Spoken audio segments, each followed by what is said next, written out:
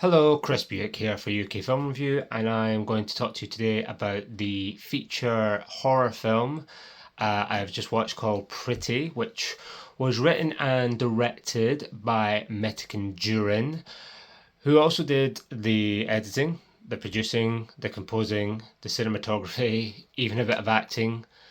Wherever you can think of, they probably had a hand in it.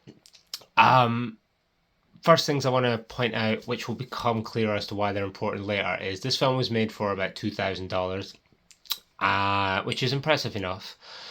But what's more impressive is that Duren themselves is only 19 years old, which again will become clear as to why that's important. But I just wanted to state that up front. As for the horror genre itself, I'm a big fan of the horror genre for many reasons.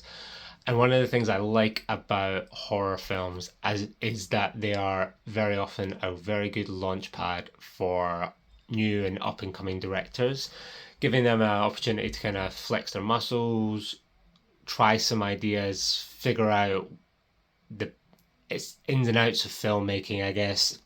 There's a lot of inspiration to draw in from the horror genre from before and even now in modern day, and it's got a massive fan base. The audience for horror, I think, would rival, if not beat out, most other genres, in my opinion.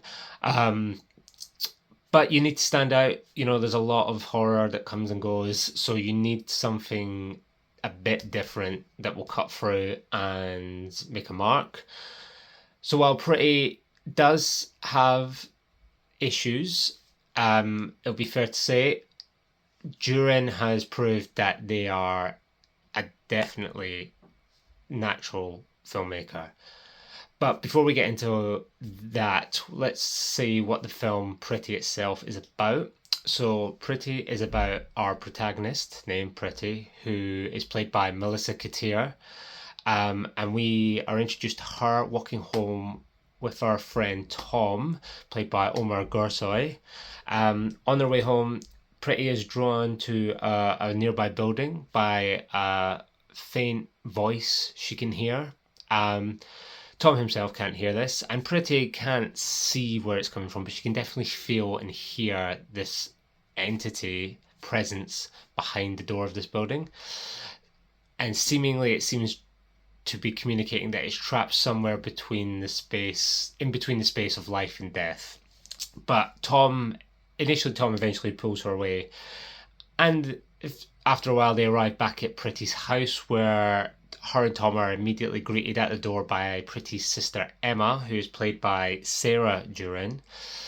And Sarah is very suspicious and skeptical of Tom and Pretty's closeness and the fact that they're together. Um, so Emma, it turns out, is quite cruel and is very persistent in deriding Pretty about the fact that she shouldn't think about ideas of relationships or romance with people like Tom or anyone, because no one could love her ever.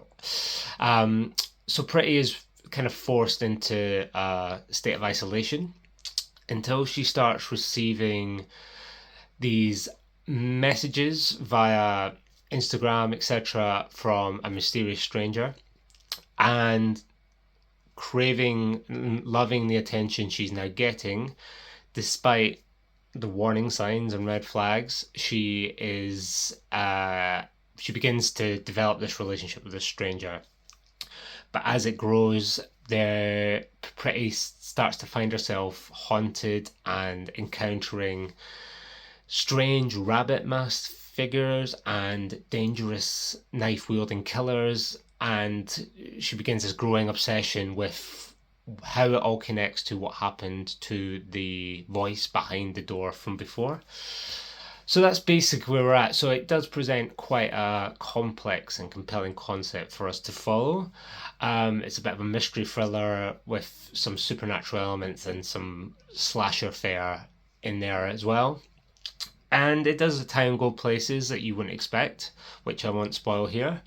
Um, but when it's trying to keep the audience on its toes and it's trying to move from point to point and keep twisting itself, it does get into a bit of a muddle. It will more often not come back out right side up, so it doesn't always it manages to keep itself right most of the time.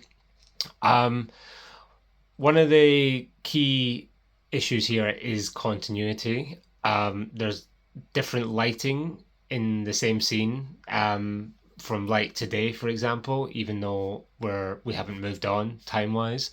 Um, and with the general narrative, although it's easy enough to keep a grasp on it, there are moments where you think, hold on, how did we get to this point? What's happened here? I thought we were here. But what I would say is, from a technical perspective, this film is utter class, is all I can say. Um, I would say technically it's almost completely flawless. Every frame, every shot, every angle is thought out with the utmost care and consideration and execution. And if nothing else, the film always has this brilliantly tense and brilliant atmosphere, which then results in genuinely some very scary, intense moments that the film deserves and earns by just being completely technically brilliant. Which, when considering what I mentioned before, that Duren is only 19 years old, it shows that they just have that knack. They have it for cinematography, for that eye, for the visual eye. There's not a frame out of place. I can't find one. But what I would say is, moving forward, things to focus on: stronger direction in performance is a must, because Pretty's biggest issue here are flat performances, almost entirely across the board. The exception is Sara Duren, who plays Emma. She is actually the one who manages to inject life, character, some intensity into the moments and the scenes she's playing, whereas everyone else doesn't ever really be able to convey or act the moment that they're in. Granted, these aren't professional actors, but when a film revolves around this kind of genre, this kind of idea, it can often live and die by its cast.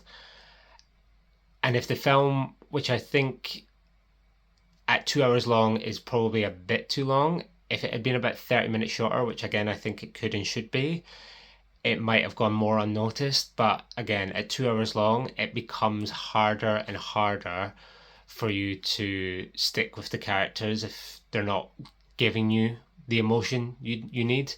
But to sum up, despite those things, the continuity and the performance issues, which are things that of course can be tightened up and, looked at, Pretty, at the end of everything, definitely lands right side up, and there is more than enough technical brilliance and just general exceptional talent from Duren across the board in all other areas that make this film absolutely worth your while watching if you're a horror fan.